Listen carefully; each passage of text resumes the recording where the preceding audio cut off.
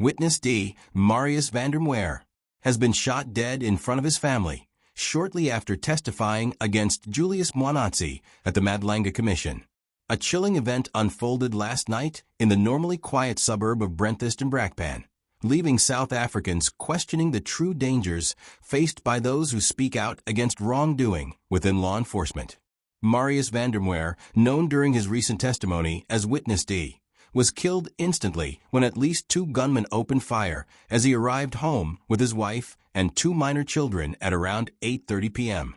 His family managed to escape without injury, but the trauma and the message behind the attack are undeniable. Van der Meer, a 41-year-old former EMPD officer and owner of QIF Task Team Security, had testified just weeks earlier about a dark and disturbing incident dating back to April 2022. Pointing directly at suspended Ekurhuleni Metropolitan Police Department Deputy Chief Julius Mwanatsi. His testimony at the Madlanga Commission, not recorded on camera, detailed what he claimed was a cover-up involving murder, corruption, political interference, and abuse of power. The commission, led by Mweli Madlanga, is currently digging deep into allegations of criminal acts and misconduct within the justice system. According to Van der Meer's account, the events of April 15, 2022 began with urgent phone calls from security boss Cobus Jansen van Rensburg, pulling him into what was described as a joint operation at a home on Crocodile Road in Brakpan. When he arrived, he found a troubling lineup of individuals, officers linked to Julius Mwanatsi, members of the SAPS Bracken unit, and a controversial police informer known as Juku Henkum. Van der Meer later became known as the man with the bakkie, due to his role in transporting key items during the operation. His testimony exposed serious allegations, and now just weeks later, he is dead. This assassination has ignited urgent concerns about witness protection, the safety of whistleblowers, and the integrity of investigations into corruption within South Africa's policing structures. Authorities say the investigation is now a top priority. I then went into the bedroom where the suspect had been taken to by the Brakpan SAPS members with Viandre Pretorius. I noticed Viandre Pretorius, the suspect, with a plastic bag with the 2 SAPS Brakpan members assisting him from the right-hand side of the double bed. Tubing is where a plastic bag gets placed over a person's head, and that person gets suffocated to the point that he talks or cannot breathe, no longer breathe, and then obviously that we will, or they would obviously then ask him to talk to us, obviously to avoid this from taking place again. I entered the room and sat next to the suspect on the left-hand side of the bed. When Viandre stopped, I asked the suspect to tell me where the stolen stock was being kept. The suspect replied that he will show us. I picked up a wooden table leg that was broken from inside the room, held his legs down with it as to not touch him with my hands as he was wet. Viandre then continued tubing in with the one unknown Brakpan SAPS member, helping to hold him down, while the other was searching the drawers, etc. I got up and left the room. The other people were still searching the room. It was quite clear, or the house, my apologies, commissioners. It was quite clear at this stage that the stock from Uwera's robbery was not in the house. As I entered the passage towards the kitchen, I saw one EMPD officer taking a bucket of water to the room where the suspect was being kept. A short while later, I walked back into the kitchen and found Kersha Lee on her phone. She ended the call and shouted for everyone to move outside into the yard and went towards the second bedroom. As I moved towards the door, I noticed 2 unknown Brakpan SAPS members leaving the house in haste. One of them was carrying a small black sports bag. I exited the house. I was joined outside in the garden next to the truck by Cobus and the others. Shortly after this, Viandre and Kersha Lee joined us.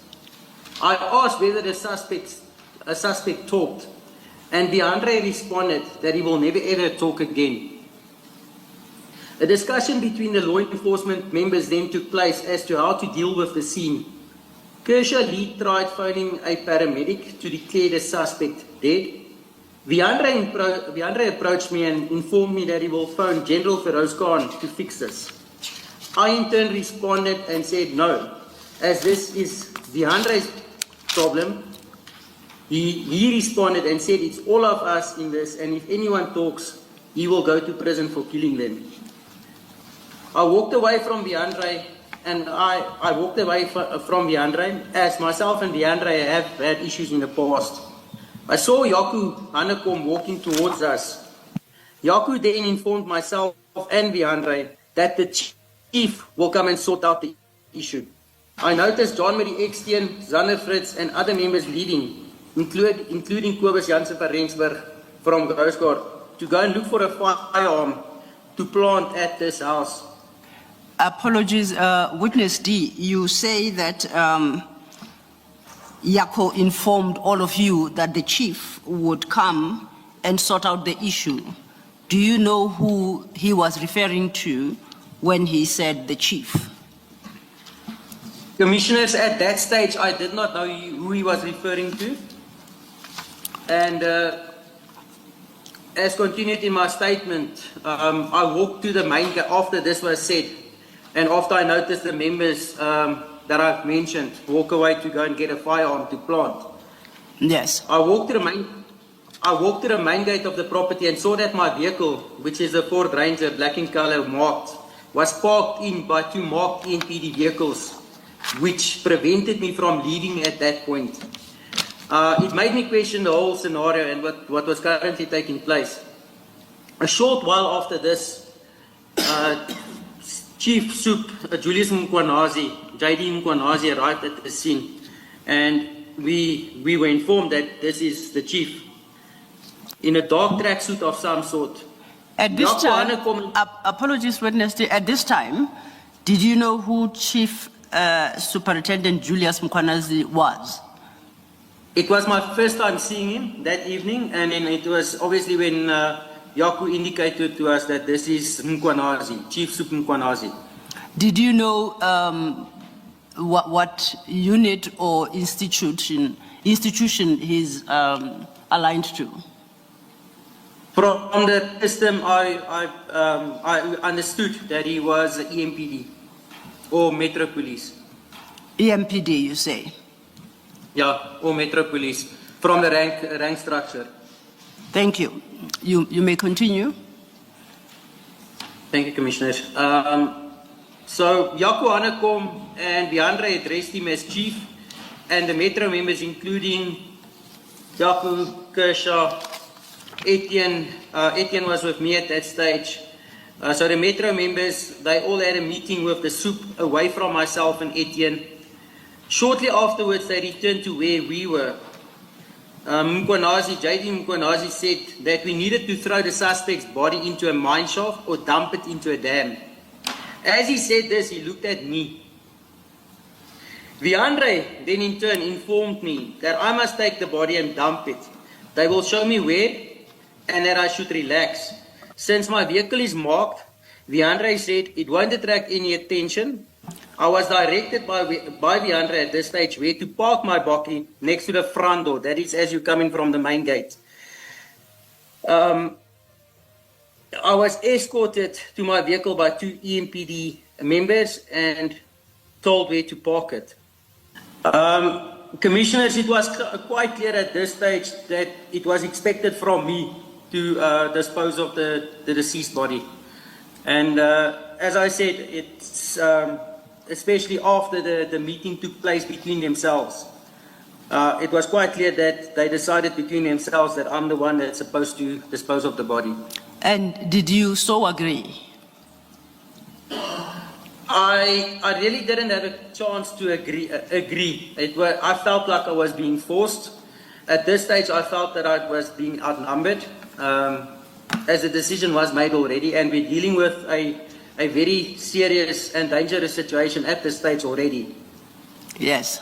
So I interpret it as if I don't comply, then I would probably be next. Okay. Just a moment. Julius Mwanatsi, now suspended from his role as acting chief of the Ekurhuleni Metropolitan Police Department, appeared before the Madlanga Commission this week to challenge the allegations laid against him. In his testimony, Mwanatsi admitted that he received a call from Juku Hankum in the early hours of the morning, informing him that stolen goods had been recovered. He claimed that he drove out to the Brakpan property, a rural area made up of small holdings, where he found several marked and unmarked police vehicles gathered at the gate. According to Mwanatsi, he spoke briefly with Hankum, asking about the recovered stock, but received no clear explanation. He said he remained on the scene for no more than 5 minutes, became frustrated, and left, calling the entire trip a waste of time. He insisted he never entered the property, never spoke to anyone else on site, and had no knowledge of any death or serious incident. Mwanatsi flatly denied ordering the disposal of a body or participating in any cover-up. But the allegations against him don't end there. Mwanatsi is also accused of maintaining questionable ties with tenderpreneur Vimus Matlala, widely known as a Blue Lights blesser. It is alleged that Mwanatsi unlawfully enabled the installation of blue emergency lights on Matlala's private vehicles without proper authorization. During his testimony, Mwanatsi described their relationship as brotherly, admitting that he received financial assistance from Matlala, but denying it was ever a bribe. This connection has raised serious concerns about favoritism, corruption, and the abuse of police-linked privileges. The Madlanga Commission is a sweeping investigation into systemic failures and political interference within policing structures. Over recent weeks, it has heard from high-profile figures, including suspended police minister Sensom Tunu, who was questioned about his decision to disband the Political Killings Task Team. Mtunu acknowledged that National Police Commissioner Fanny Masemola should have been consulted before that decision was made. Meanwhile, KwaZulu-Natal Police Commissioner Lieutenant General Mlanla Mkhwanatsi testified about persistent political interference in operational policing, further underscoring the depth of the crisis. In the wake of Van der Merwe's assassination, tributes and reactions have poured in. The Madlanga Commission issued a statement extending condolences to his family, acknowledging his bravery and his critical contribution in exposing serious criminal and corrupt activities within the Ekurhuleni Metropolitan Police Department. Police Service spokesperson Brigadier Athlenda Mate confirmed the shooting, adding that Police Commissioner General Fanny Masemola will meet with Commission head Bulelani Madlanga today to discuss the matter further. Masemola will meet and brief Justice Mbuyiseli Madlanga on investigations into the murder of Witness D. General Masemola will utilize the opportunity to also discuss efforts to improve and enhance safety and security measures for all role players at the Madlanga Commission of Inquiry. Police can thus confirm that evidence gathered at the crime scene confirmed that an AK-47 automatic rifle was used in the commission of the crime. A case of murder has been registered and police have launched a manhunt for the hit orderer as well as the hitman who shot and killed Witness D. Police are also looking for the murder weapon.